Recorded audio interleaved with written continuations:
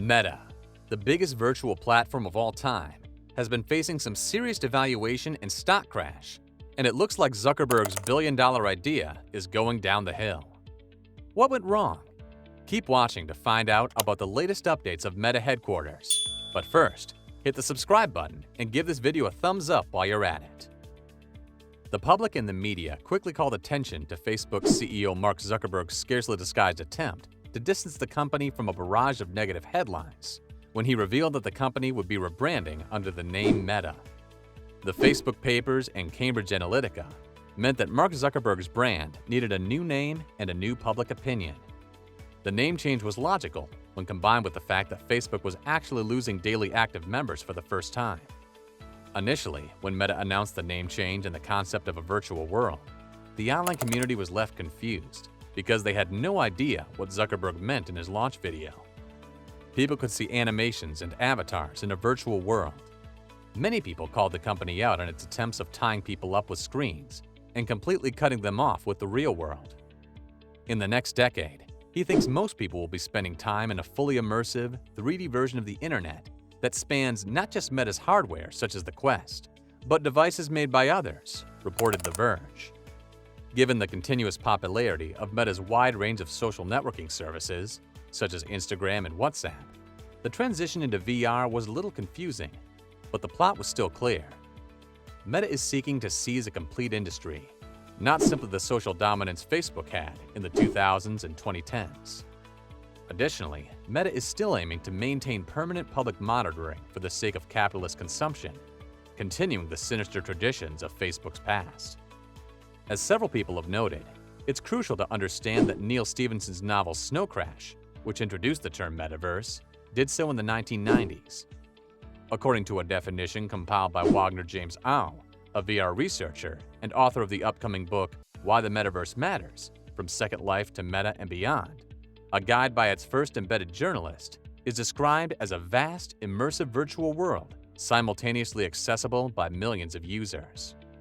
The world is aware of the hype created by gaming platforms like Roblox and Fortnite, where a similar concept was brought forward. These platforms allow people across the globe to connect to the servers of the game and play with or against each other. People can easily connect on call in the game and stay connected from any corner of the world. These platforms are exactly where the idea of Meta emerged from. A different business called MetaX LLC filed a lawsuit against Meta for copyright infringement earlier this year. The confusion between Meta the firm and Metaverse as a concept is almost certainly intentional, as it seems unlikely that Zuckerberg and his lawyers were unaware of this modest business that had used the name for 12 years. Zuckerberg is leveraging the widespread lack of knowledge about the metaverse and broader virtual reality among the general public to boost his brand. For people against the idea of Meta, the good part is that Horizon Worlds, Zuckerberg's metaverse platform, is performing incredibly poorly, according to most accounts. Issues with the platform, ranging from accusations of terrible depiction to sexual harassment, have driven off many users. Nobody knows how Meta spent $15 billion on the platform. Furthermore, Horizon World does not even rank among the biggest metaverse platforms due to its extremely low monthly active user count, less than 200,000 as of October. The perception of Horizon World is still a problem, not just because to those who are aware of it, it is almost identical with Mark Zuckerberg's face, but also because the vast majority of people have no idea what it even is.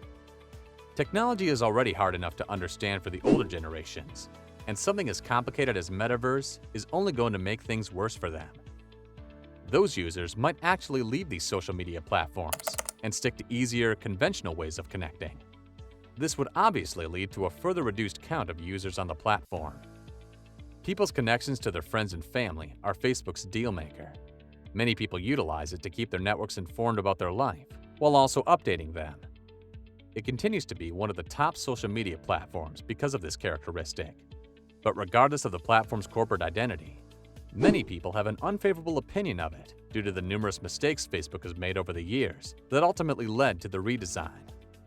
With TikTok, Facebook's luck ran out, and social media appeared to be fading.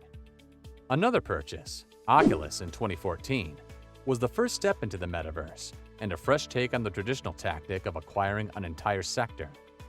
one of the main manufacturers of virtual reality hardware, Oculus, formerly known as Quest, has sold more than 10 million units at a $300 price point, and Meta began acquiring the remaining area as well. In a case filed by the Federal Trade Commission to prevent Meta from acquiring Within Unlimited, a VR firm, it was pointed out that Facebook already owned the top device, Quest, the top app store, Quest Store, 7 of the top developers in the sector, and one of its best-selling apps, Beat Saber. The lawsuit is still there. Despite this effort to control the market and overtly use the metaverse to supplant the internet, the product that Meta is developing is unappealing. The Horizon Worlds platform is not used by those who purchase Quest hardware. Instead, consumers are signing into well-known websites like VR Chat and Rec Room. There are 5 million active users on Rec Room alone each month. One issue is that Horizon Worlds hasn't managed to set itself out from the virtual reality field. The phrase highly customizable avatars and powerful experience creation tools is used to describe the metaverse. According to Owl, Zuckerberg used the metaverse platform in an extremely unorthodox way by purposefully making his avatar resemble him. The freedom to explore any identity and any place is a major draw of the metaverse and virtual reality in general.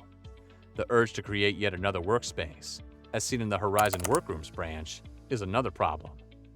While Meta keeps evolving its apps with new updates and interesting ideas every now and then, they are still making the space complicated for every update.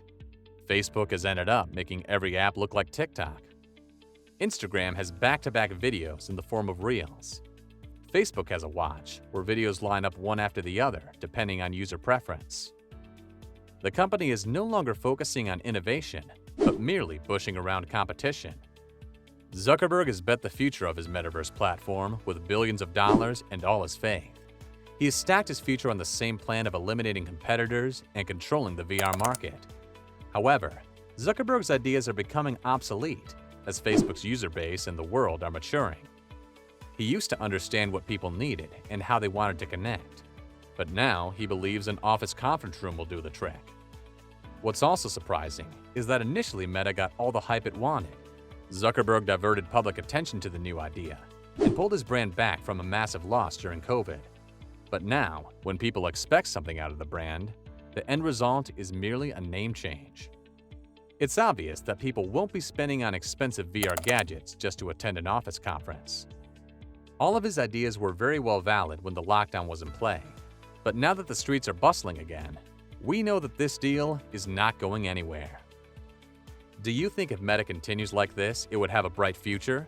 Let us know in the comments below, and make sure you like, subscribe, and share.